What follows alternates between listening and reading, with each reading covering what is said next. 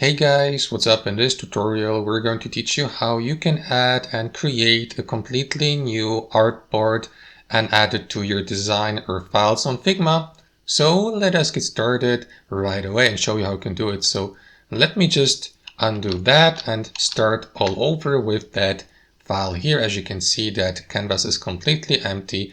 So this is how you can do it, guys, to add a new artboard to your design.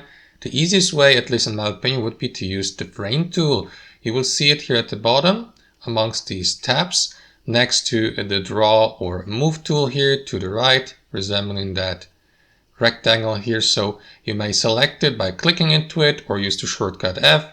Or if you haven't selected it, guys, click into that arrow down icon and select it from that list here, for example, F for frame.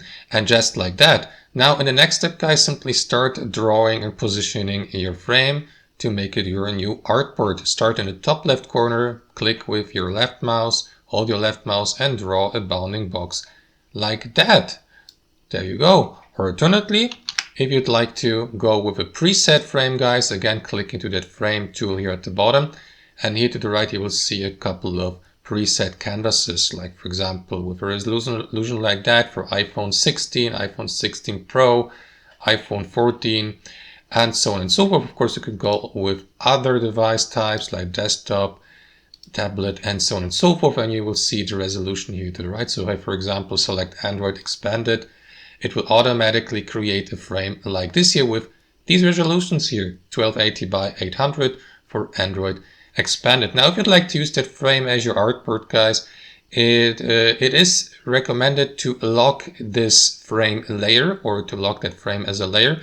To do that, head over to that list of layers here to the left and hover your mouse over your frame. And here, click into that button or icon here to toggle the layer locking. That is going to lock your frame as a layer and basically convert it into a background or artboard. So now I won't be able to do anything with it, edit it, move it, customize it.